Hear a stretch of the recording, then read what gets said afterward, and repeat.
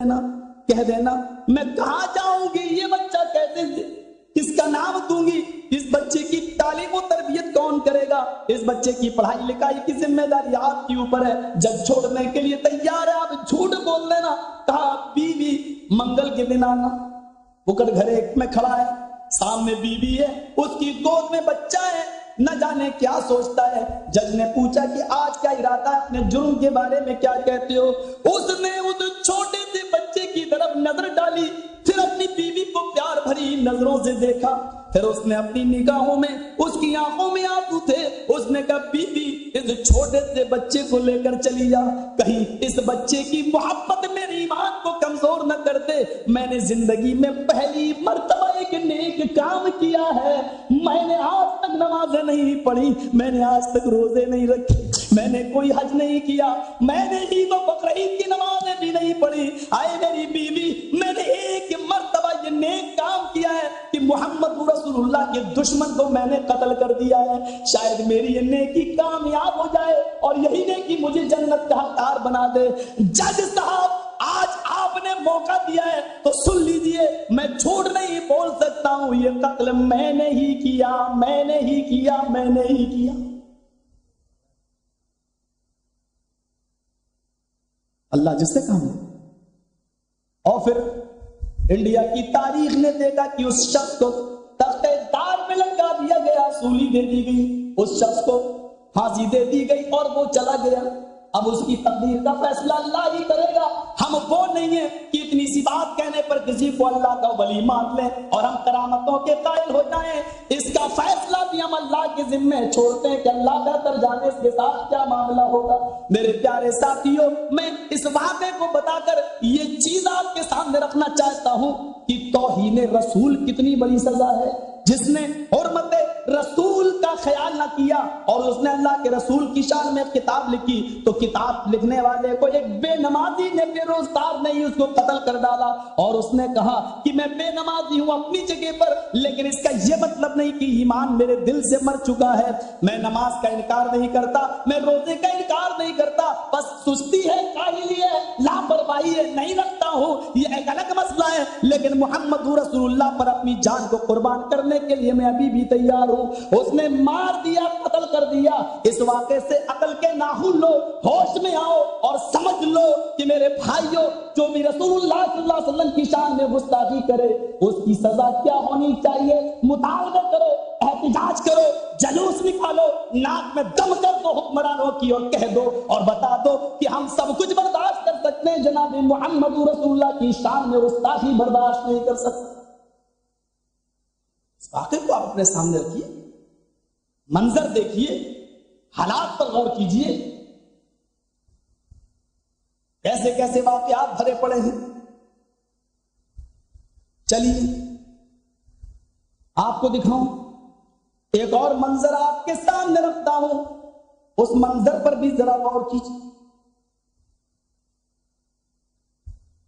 ایک کا نام ہے معاذ، ایک کا نام ہے معوذ۔ البدایہ والنہایہ میں حافظ ابن کثیر نے عمر لکھی ہے، معاذ 9 سال کا ہے، معوذ 11 سال کا ہے۔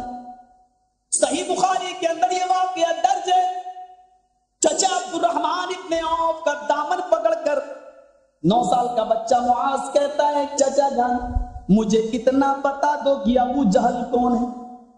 عبد الرحمن ابن عوف کہتے ہیں میں نے دائیں نظر ڈالی، 9 سال کے بچے کو دیکھا، اتنے میں بائیں ایک اور بچے نے میرا دامن پکڑا، کہنے لگا کہ ہاں چچا بتاؤ، میں نے نظر ڈالی تو 11 سال کا بچہ معوذ میرے سامنے کھڑا ہے، کہتا ہے چچا جان جلدی بتاؤ کہ ابو جہل کون ہے۔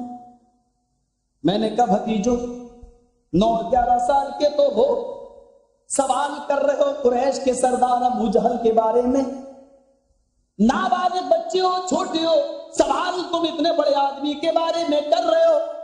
چچا جان سنا ہے کہ وہ میرے نبی کو گالی دیتا ہے، چچا جان سنا ہے کہ وہ ہمارے حبیب کو گالی دیتا ہے، نام بتانا آپ کی ذمہ داری ہے، پھر کیا کرنا ہے پھر آپ مجھے دیکھیے۔ اتنے میں ایک شخص گھوڑا دوڑائے ہوئے چلا رہا ہے، دھول اڑ رہی ہے، غور سے دیکھا دھوت چھٹتی ہے، سامنے ابو جہل دوڑتا ہوا چڑھا آ رہا ہے، کا بھتیجو وہ سامنے جو گھوڑے پر سر پڑا رہا ہے وہی ابو جہل ہے۔ جملے نکلے بعد میں تھے، بچے دوڑے پہلے، ایک اونچی دیوار پہ چڑھ گیا، بڑے بچے نے تلوار پیچھے چھپا لی، جیسی ابو جہل کا گھوڑا ان بچوں کے پاس سے گزرا، اوپر والا بچہ باز کی طرح جھپکا، گھوڑے کے اوپر گرا، ابو جہل کو زمین پر گرا لیا۔ دوسرا بچہ جو تلوار چھپائے تھا اس نے پیٹ پر گردن پر وار کرنا شروع کر دیے، اور ابو جہل وہی ٹھنڈا ہو گیا۔ ابھی ساتیں چل رہی ہیں، مرنے کے قریب ہے۔ البدایہ والنہایہ میں حافظ ابن کثیر نے نقل کیا، خصائص میں علامہ سیوطی رحمت اللہ علیہ نے نقل کیا، شمس الدین ذہبی نے تذکرہ منہ سے جو نکلتے ہیں وہ یہ نکلتے ہیں، ہائے میری تباہی، ہائے میری بربادی، میں مارا بھی جا رہا ہوں تو ان چھوٹے چھوٹے معصوم بچوں کے ہاتھوں، 9 اور 11 سال کے بچوں کے ہاتھوں میں مارا جا رہا ہوں۔ مجھے علی نے مارا ہوتا تو کوئی بات تھی، مجھے حمزہ نے مارا ہوتا تو کوئی بات تھی، مجھے خالد ابن ولید نے قتل کیا ہوتا تو کوئی بات تھی۔ ہائے میری تباہی، ہائے میری بربادی کی قریش کا سردار ان معصوم بچوں کے ہاتھوں مارا جا رہا ہے۔ افرا کے بچے ہیں، افرا کے بچے ہیں، ماں ایک ہے باپ 2 ہیں، ایک ماں سے معاذ پیدا ہوا، باپ کا انتقال ہو گیا، ماں نے عدت گزاری، دوسری شادی کر لی، دوسرے باپ سے دوسرا بچہ معوذ پیدا ہوا۔ افرا تیری قسمت کا بھی کیا کہنا، تو نے بچے بھی جنے تو اتنے بہادر، تو نے بچے بھی پیدا کیے تو اتنے بہادر، ایک 9 سال کا اور ایک 11 سال کا۔ عبد الرحمن ابن عوف سے کہتے ہیں، وہ کہتا میں نے مارا، دوسرا کہتا میں نے مارا، اوپر والا بچہ کہتا کہ میں نے گھوڑے سے اس کو گرایا، دوسرا کہتا کہ تلوار تو سب سے پہلے میں نے ماری۔ عبد الرحمن ابن عوف کہتے ہیں بچوں تم دونوں نے اس کو قتل کیا ہے، اللہ تم دونوں کے اس جہاد کو، اس نقش کو، اس کو اللہ تم دونوں کو ثواب دے گا، تم دونوں ہی نے اس کو قتل کیا ہے۔ میرے بھائیو، ابو جہل نے جو جملے مرتے وقت گئے وہ یہ بھی کہے کہ میری آنکھیں دیکھ رہی ہیں کہ محمد رسول اللہ نے اس بزدل قوم کے بچوں کو اتنا بہادر بنا دیا ہے، اس کے جوانوں کا عالم کیا ہوگا، اس کے نوجوانوں کی اسپرٹ کیا ہوگی، یہ میری نگاہیں دیکھ رہی ہیں۔ اب تو مکے میں محمد رسول اللہ کا جھنڈا لہرانے سے محمد کو کوئی نہیں روک سکے گا۔ یہ ہے جہاں 9 سال کے اور 11 سال کے بچے، اور اس موقع پر جبکہ آپ کی حکومت بھی نہیں ابھی مکہ کے اندر، جب ایسے موقع پر ان کو قتل کر سکتے ہیں 9 اور 11 سال کے بچے۔ میرے بھائیوں ذرا تصور کیجئے گا کہ اب یہ ذمہ داری کس کے اوپر عائد ہوتی ہے کہ ایسے لوگ، اچھا ایک بات بتائیے، ایسے لوگ جب اس طریقے کی باتیں کرتے ہیں تو فوراً امریکہ کی طرف سے خبر کیوں آتی ہے کہ اس کو ہمارے یہاں میں اس کو پناہ دینے کے لیے تیار، برطانیہ سے خبر آتی ہے میں پناہ دینے کے لیے تیار۔ ہم جیسے لوگ 2 بار اسپانسر لیٹر آ چکا ہے، 2 بار بلاوا آ چکا ہے مرکزی جمعیت اہل حدیث برطانیہ سے، لیکن دونوں بار ہمارا ویزا ریفیوز۔ کیوں؟ یہ توہین کرے ساری پورے پاکستان کے مسلمان جس سے نالا ہو، خفا ہو، ناراض ہو، اور ان کے پاسپورٹ پر امریکہ اور برطانیہ کا ویزا فوراً چپکتا ہے، کوئی انکوائری ان کی نہیں ہوتی ہے۔ آخر ایسا کیوں؟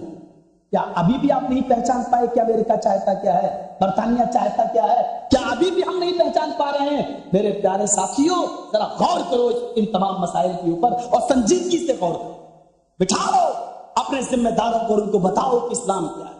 اسلام کسی کا ارہون منت نہیں ہے، کسی کی ضمانت نہیں کرتا اسلام، کسی کی چاپلوسی نہیں کرتا اسلام۔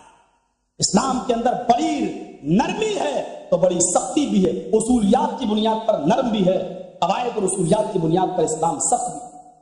ذات کا معاملہ آیا تو اتنا نرم ہوئے اللہ کے نبی کہ آپ تعجب کریں، ذات کا معاملہ آیا کہاں ہے اللہ کے رسول؟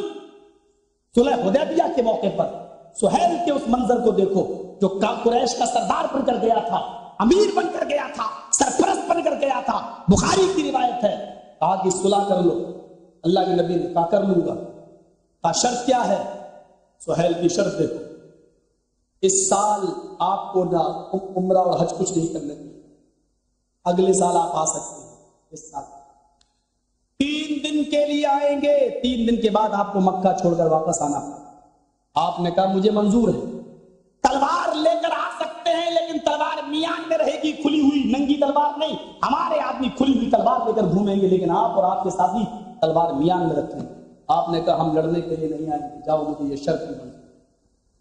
پھر اس نے ایک شرط لگائی کہ ہمارا آدمی اگر آپ کے پاس آئے گا بھاگ کر مکہ چھوڑ کر تو آپ کو واپس کرنا پڑے گا, اور آپ کا آدمی اگر مدینہ چھوڑ کر ہمارے پاس آئے گا تو ہم واپس نہیں کریں گے. آپ سوچئے کمپرومائز ہوتا تو دونوں طرف سے ہوتا ہے. تم بھی ایسا کرنا, ہم بھی ایسا کریں گے. لیکن یہاں شرطیں دیکھیے کتنی ظالمانہ شرطیں تھیں. صرف دباؤ ایک طرف تھا, ہم واپس نہیں کریں گے, میرا آدمی آپ کے پاس آئے گا تو آپ کو واپس کرنا پڑے گا. ہمارے ساتھی تلوار لے کر گھومیں گے لیکن آپ اور آپ کے ساتھی تلوار میان میں رہیں گے. ہمارے ساتھی مکے میں جب تک چاہے تب تک رہیں گے لیکن آپ مکے میں 3 دن سے زیادہ نہیں رہیں گے. ساری شرطیں منظور. حضرت عمر فاروق بڑے جذباتی ہو گئے, کہنے لگے کہ واہ یہ کوئی شرائط ہے. آپ نے فرمایا عمر خاموش رہو, میری دور رس نگاہیں جو دیکھ رہی ہیں وہ تم نہیں دیکھ رہے ہو, میری دور اندیشی جو سوچ رہی ہے وہ تم نہیں سوچ رہے ہو. حضرت عمر کر بھی کیا سکتے تھے, فرمانے نبی تھا, حکم سراپوں پر تھا, مان لیا لیکن دل سے تیار نہیں تھی. اللہ کے نبی آپ کر رہے ہیں, کر لیجیے صلح, لیکن میں تیار نہیں ہوں. اس جندب کو دیکھو, تیاری ہو رہی ہے, سگنیچر ہو رہے ہیں. اللہ کے نبی صلی اللہ علیہ وسلم نے اس لائن پر دستخط کر دیے, یعنی سگنیچر مہر لگا دی, جس پر یہ لکھا ہوا تھا کہ مجھے یہ تمام شرائط منظور ہے. حضرت علی نے جب تحریر لکھی تو اس پر لکھ دیا کہ محمد الرسول اللہ کی طرف سے یہ شرائط منظور ہے. سہیل نے اس کو پڑھا, کہنے لگا رسول اللہ کے لفظ پر مجھے اعتراض ہے, میں اس کو صلح نہیں مانوں گا. آپ کو تو ہم نہیں مانتے کہ اللہ کے رسول ہیں, ہم تو صرف اتنا مانتے ہیں کہ آپ عبداللہ کے بیٹے ہیں. ہم جانتے ہیں کہ آپ عبداللہ کے بیٹے ہیں, لہذا لکھیے کہ محمد ابن عبداللہ کو یہ شرطیں منظور ہیں. ہم آپ کو اللہ کا رسول مانتے ہی نہیں, مان لیں تو جھگڑا ہی ختم. جھگڑا اسی بات کا ہے کہ ہم رسول اللہ مانتے ہی نہیں. آپ نے کہا اے علی یہ ٹھیک کہہ رہا ہے, تم رسول اللہ کاٹ دو. بخاری کی روایت ہے, حضرت علی کہنے لگے کہ اللہ نے آپ کو رسول بنا کر بھیجا ہے. اے اللہ کے نبی جب یہ حق ہے کہ آپ اللہ کے رسول ہیں تو میں کیسے کاٹوں, میری ہمت نہیں ہے کہ رسول اللہ کا لفظ کاٹ سکوں. علی میں کہہ رہا ہوں. فرمایا اللہ کے نبی آپ خود ہی کاٹ لیجئے, میں نہیں کاٹ سکتا, میرے ہاتھوں میں اتنی طاقت نہیں کہ میں رسول اللہ کا لفظ کاٹوں. اللہ کے نبی کہتے ہیں علی میں محمد رسول اللہ بھی ہوں, میں محمد ابن عبداللہ بھی ہوں. ٹھیک ہے, یہ رسول اللہ نہیں مانتا تو کیا ہوا, ابن عبداللہ تو مانتا ہے, کاٹ دو. کہا اللہ کے نبی میرے ہاتھ میں وہ طاقت نہیں. فرمایا اللہ قلم, مجھے بتاؤ کہاں لکھا. صحابہ کی نگاہوں میں آنسو ہے, حضرت علی کی آواز رد رہی ہے, دھارے مار رہے ہیں, اور اللہ کے رسول کہہ رہے ہیں بتاؤ علی رسول اللہ کہاں لکھا ہے. وہ اشارہ کر رہے ہیں کہ یہ رسول اللہ لکھا ہوا ہے. ہاتھ ان کے کپ رہے ہیں اور اللہ کے رسول اللہ کا لفظ کاٹ رہے ہیں اپنے ہاتھ سے. ذرا سوچو مسلمانوں, سوچو اس مسجد کے اندر حاضر ہونے والے لوگوں, صحابہ کے دل پر کیا بیت رہی ہوگی, حضرت عمر فاروق کے کلیجے پر کیا بیت رہی ہوگی, حضرت علی کے دل سے پوچھو کہ جب اللہ کے رسول اللہ کاٹ رہے ہوں گے تو ان کے دل پر کیا بیت رہی ہوگی. آج تم اس رسول کو دہشت گرد کہتے ہو, آج اس کو ٹیررسٹ کہتے ہو, آج اس کی تعلیم کو تم آتنکواد دہشت گردی کی تعلیم کہتے ہو, جس نے صلح کرنے کے لیے ناجائز شرطیں بھی مان لی کہ تاکہ یہ شرطیں جو ہے جھگڑے کا باعث نہ بن جائے, شرطیں مان لی, رسول اللہ کا لفظ کاٹ لیا, گوارا کر دیا. جب اپنی ذات کا معاملہ آیا تو صلح اتنی حد تک کی کہ رسول اللہ کا لفظ کاٹ دیا. لیکن جب سختی کا معاملہ آیا تو آپ 1 انچ پیچھے نہیں ہٹے, کیونکہ وہ چیز تھی ذات باری تعالیٰ سے تعلق رکھنے والی. کافر یہ گزارش لے کے آئے, اے اللہ کے نبی ٹھیک ہے آپ نبی ہیں, میں ماننے کے لیے تیار ہوں, لیکن ہمارے خداؤں کو, ہمارے معبودوں کو تم بھی مان لو. چلو ایسا کرتے ہیں 6 مہینے تم ہمارے خداؤں کی بتوں کی پوجا